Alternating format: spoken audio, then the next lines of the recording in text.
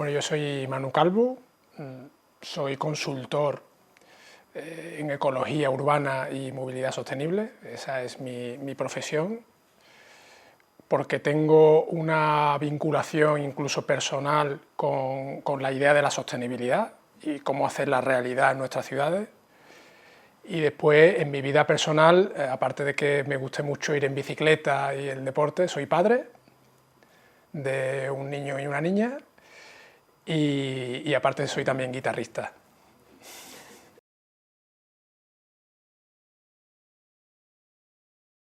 Antes que nada hay que entender el concepto de sostenibilidad y la importancia que este concepto tiene. La importancia que este concepto tiene en términos de nuestra vinculación como seres humanos, como sociedad, como sistema socioeconómico, con el sistema natural que nos nutre.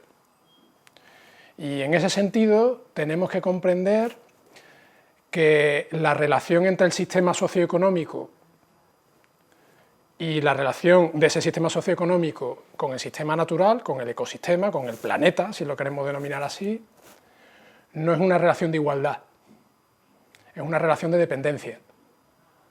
Es decir, el sistema socioeconómico, como sistema termodinámicamente ordenado, necesita nutrirse del consumo de materiales y de energía, es decir, de recursos naturales, que provee el sistema natural.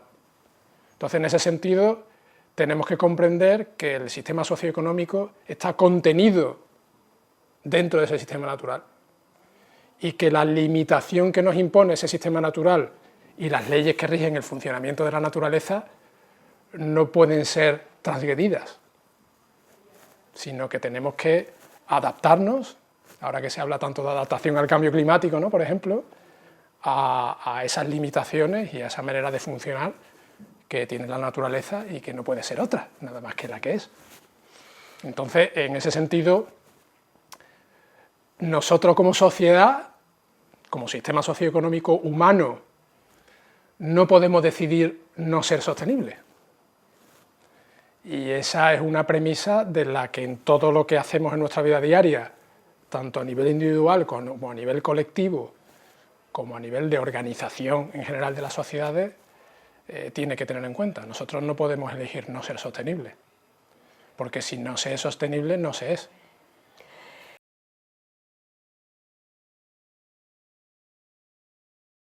La movilidad sostenible es la herramienta que tenemos para que, en concreto, un sistema que es muy importante desde el punto de vista socioeconómico, que es el transporte de mercancías y de personas, funcione bajo las premisas que hablaba antes de la sostenibilidad.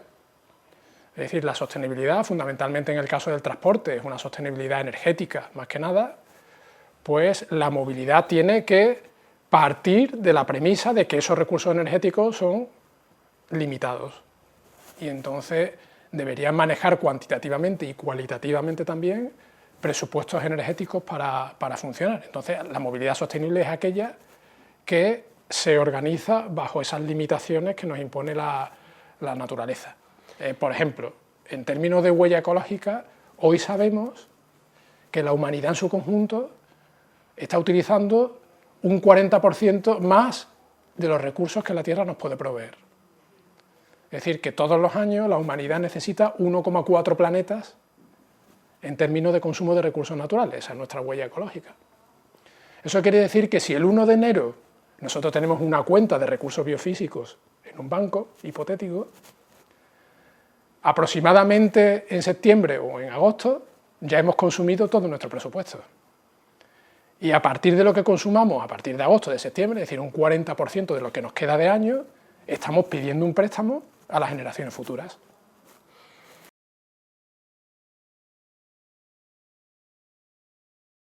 El problema que hemos tenido durante las últimas décadas, o durante los últimos 2 siglos, es que descubrimos y logramos utilizar un tesoro natural, que son los combustibles fósiles. Los combustibles fósiles son un tesoro. Es fotosíntesis que se fijó hace millones de años y que está contenida en el subsuelo en la forma fundamentalmente de carbón, de petróleo y de gas natural. Es materia orgánica que está contenida que durante millones de años ha estado formándose. Nosotros extraemos esos recursos naturales y los estamos quemando, nunca mejor dicho, porque además es así literalmente, los estamos quemando de manera acelerada. Es decir, un capital natural, una riqueza natural, que puede ser además pensada en modo paralelo a como pensamos el dinero. De pronto hemos descubierto una fortuna, una cuenta de dinero o de recursos naturales a la cual tenemos acceso y la estamos dilapidando de manera acelerada. Eso nos ha permitido organizarnos de una manera insostenible durante un tiempo, hasta que comencemos a notar no el agotamiento de los recursos naturales, sino que esos recursos naturales son cada vez más inaccesibles. Es decir, cada vez nos cuesta más energía extraer esos recursos naturales. Hay un concepto que es muy interesante, que es la tasa de retorno energético. Es decir, la energía que tú tienes que invertir por la energía que sacas. Ese retorno energético, por ejemplo, del petróleo hace 100 años o hace 80 años, era de 1 a 100. Es decir, tú invertías un barril de petróleo para sacar 100. Hoy día estamos en menos de 20. Y las energías renovables nos están proporcionando aproximadamente 10. Entonces, esa tasa de retorno energético, para organizar las sociedades, tiene que tener un valor determinado a partir del cual la organización de las sociedades es posible. ¿Y Ahora, es posible? Es posible. Entonces, el problema es que durante las últimas décadas, o durante los últimos 2 siglos, hemos organizado nuestras sociedades y nuestro sistema socioeconómico, nuestro sistema de transporte y, por tanto, nuestras ciudades, bajo la premisa de la capacidad que teníamos de acceder a una fuente de energía que, aunque sea agotable, es muy concentrada y es, como digo, un tesoro. Y la estamos quemando, como digo, de manera acelerada. Y nos hemos organizado bajo la premisa de que esa energía está ahí y se puede utilizar de manera libre y sin planificar, digamos, ¿no? Es como el que de pronto tiene un nivel de vida normal y le cae una herencia o le toca la lotería. Y de pronto, en vez de planificar su vida de manera que ese capital no solo esté disponible para él o para ella, sino para las generaciones futuras, pues empieza a dilapidarlo de manera acelerada y genera un nivel de consumo aceleradísimo. Al final llega un momento en el que ese capital se acaba.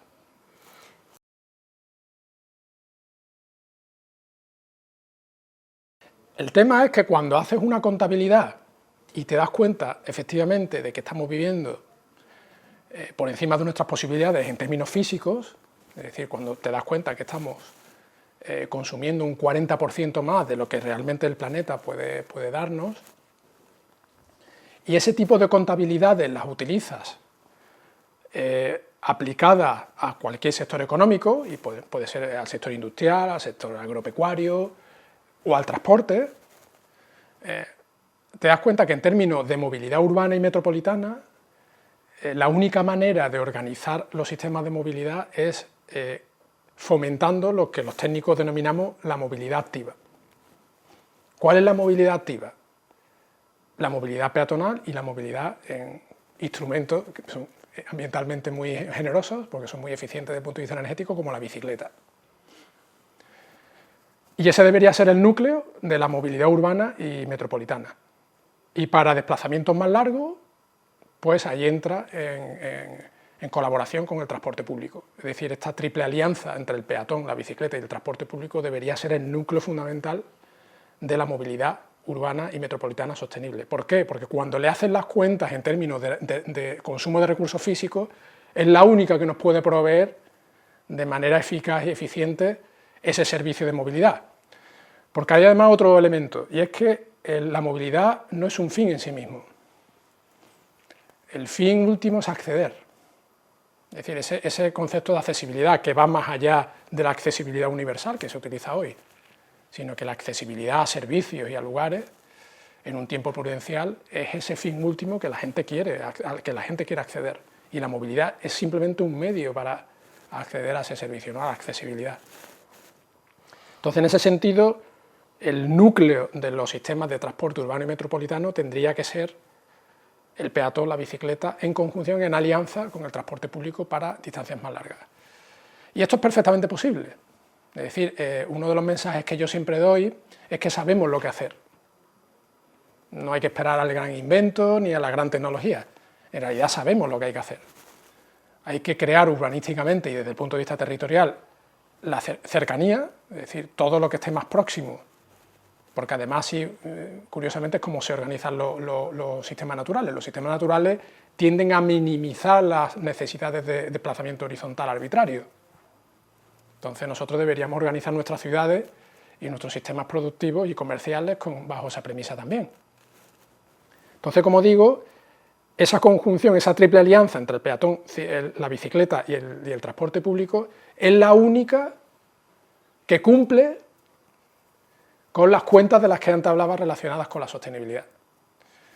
Y digo que es perfectamente posible porque si uno analiza qué viajes se están haciendo, por ejemplo, hoy en automóvil, aproximadamente un cuarto de esos viajes que se hacen en automóvil tienen menos de 2 kilómetros de distancia. Y aproximadamente la mitad de esos viajes tienen menos de 5 kilómetros de distancia. Es decir, son viajes que se podrían estar haciendo mayoritariamente, excepto que haya alguna necesidad especial, andando en bicicleta. También en las Islas Canarias.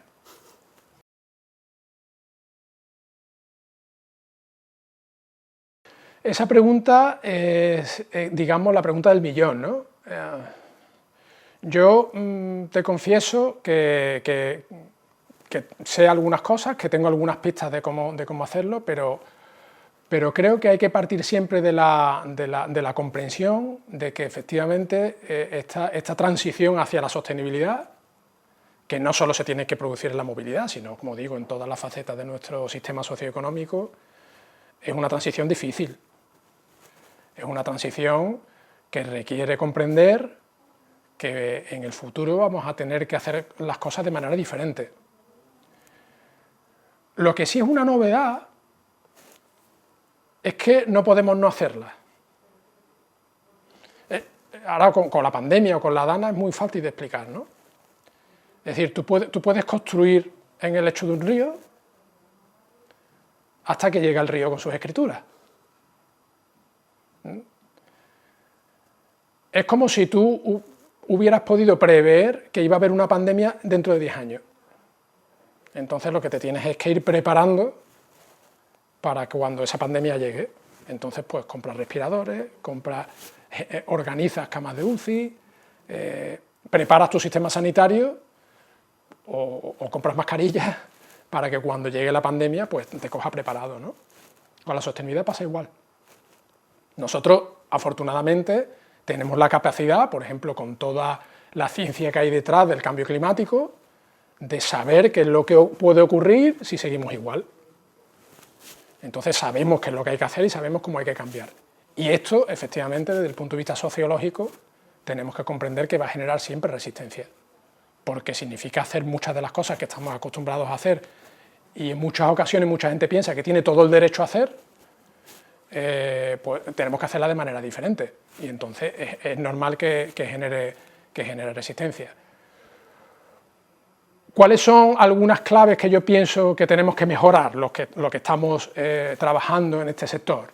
Yo creo que tenemos que mejorar la comunicación, porque hasta ahora me da la impresión que estamos comunicando la sostenibilidad y los cambios de vida que eso requiere, y los cambios societarios, ¿no? Porque no solo es una cuestión de responsabilidad individual, sino es una cuestión también de responsabilidad de aquellos y aquellas que gestionan la sociedad, ¿no? Ya sean políticos, empresarios, en fin, gente que tiene poder de decisión, ¿no? Esa nueva organización de la sociedad tiene que basarse en todas esas ideas que estoy comentando y tiene que basarse en la idea, sobre todo, de que un modo de vida sostenible es un modo de vida más feliz. Es decir, no hay nada de infelicidad en poder ir andando a tu trabajo. No hay nada de infelicidad en comer bien y de manera más sostenible. No hay nada de infelicidad en poner el acento de nuestra realización personal, en tener buenas relaciones sociales ante que mucha riqueza, mucho dinero. Y eso es una suerte. porque podría no ser así. Podría ocurrir que para ser más sostenible, obligatoriamente teníamos que ser más infelices. Y recuerdo que no podemos elegir no ser sostenibles. Pero tenemos la suerte, así que aprovechémosla, de que un modo de vida más sostenible y una organización social más sostenible genera, y yo estoy convencido, también mucha más felicidad.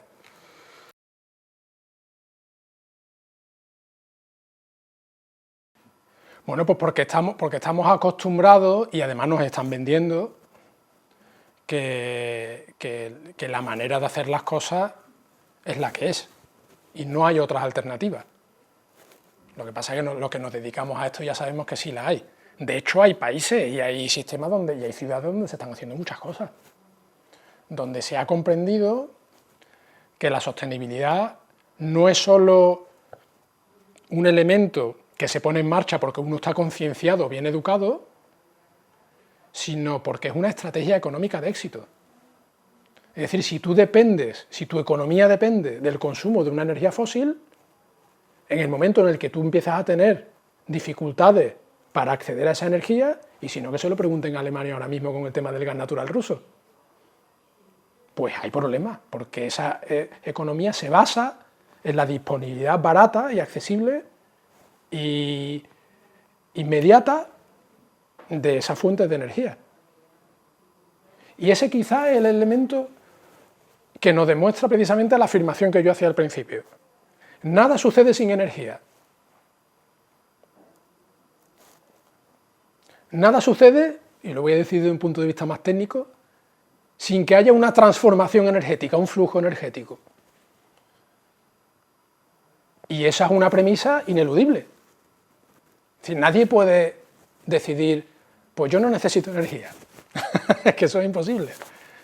Y da igual que sea una tecnología, o sea, no hay una tecnología posible sin energía. Puede haber una tecnología que consuma menos energía. Que, por cierto, ese mismo concepto de consumo de energía es incorrecto, porque la energía se transforma, no se consume. Es una cuestión de pura termodinámica. Entonces, esa premisa es también una premisa económica. Es decir, aquellos países, aquellas sociedades que empiecen a vivir de manera más acentuada de la única fuente de energía que en términos humanos es inagotable, que es el sol, pues tendrá una ventaja competitiva. O sea, si lo queremos simplemente enunciar en términos puramente pecuniarios y puramente de estrategia económica. Ya no me estoy metiendo en la conciencia ambiental, ya no me estoy metiendo en la conciencia de la salud, en nada de eso. Simplemente como estrategia económica. De hecho, el uso de la bicicleta, por ejemplo, en los Países Bajos, se generaliza como respuesta a la crisis del petróleo de los años 70, porque es una estrategia económica. No es porque los holandeses estén más concienciados que nosotros, sino porque es una estrategia puramente económica, que después eso tiene otros beneficios, por suerte, porque podría no ser así, pero resulta que tiene otros beneficios. Tiene otros beneficios, por ejemplo, en la salud, en el impacto a la salud. Hoy sabemos perfectamente cuál está siendo el impacto a la salud del modelo de movilidad urbana y metropolitana del que disfrutamos, entre comillas, hoy día, en dos vertientes fundamentales. Una es en el sedentarismo, o sea, que hay mucha gente que hace muchísimo menos actividad física del que es recomendable, y otra es la contaminación atmosférica. Es decir, que estamos respirando directamente sustancias nocivas.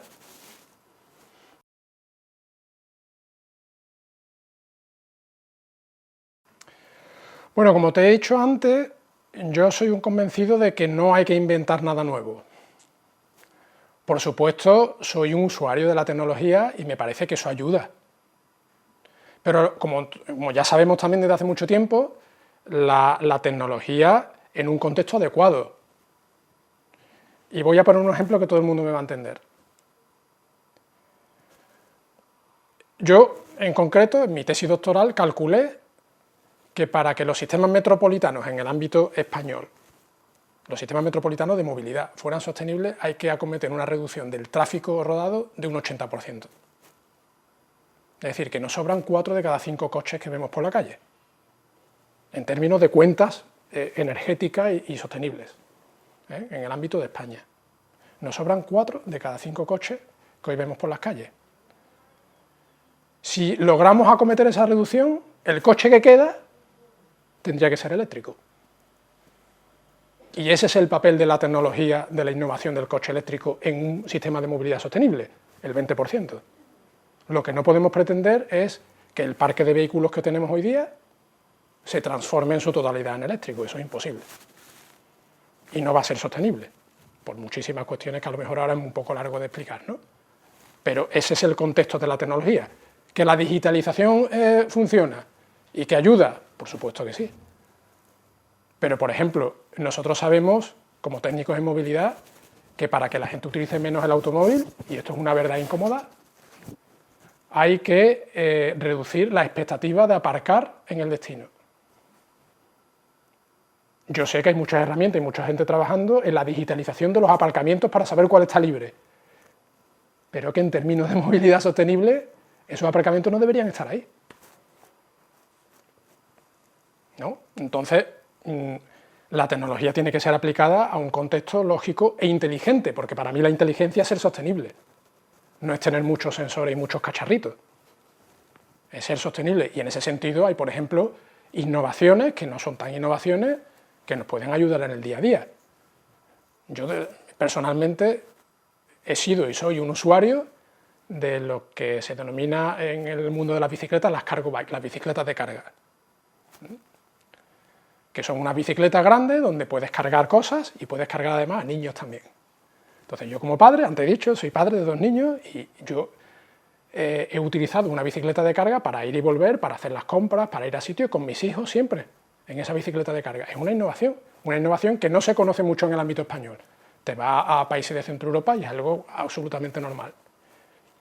Esa innovación a mí me daba 1 hora y media adicional al día, porque me permitía moverme con mis niños, por ejemplo, a ir al supermercado a comprar.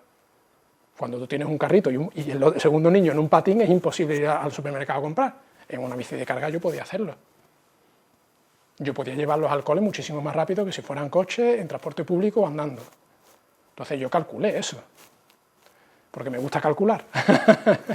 Y entonces calculé que efectivamente a mí me daba 1 hora, 1 hora y media al día. Yo he sido mucho más feliz como padre, como utilizador de esa innovación de la bicicleta de carga. Y he puesto un ejemplo personal, pero que podría, creo, trasladarse a un porcentaje significativo de la sociedad.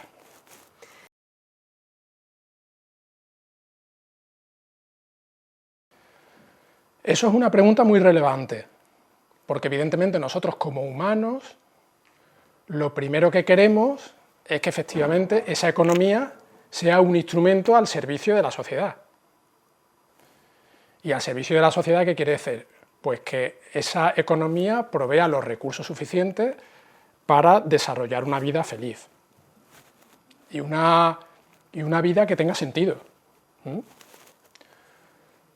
Pero la sostenibilidad nos pone encima de la mesa esa verdad incómoda, y es que la sostenibilidad es un requisito fundamental, y en términos de prioridad, pues prioritario. A nivel individual, tú puedes ser una persona con muchísimas inquietudes culturales, con muchísimas inquietudes sociales, pero lo que está claro es que tienes que comer. Y comer y mantener físicamente tu cuerpo y beber agua es algo que está por encima de todo lo demás. Es decir, es prioritario, es primero, es esencial, es fundamental. En términos societarios podemos pensarlo igual. Y vuelvo a utilizar este gesto con las manos. No estamos en pie de igualdad. Una economía humanista comienza porque esa economía tenga que ser sostenible. Insisto, una economía sostenible es también una economía más feliz, es una economía más humana. Y tenemos esa suerte. Aprovechemos esa suerte.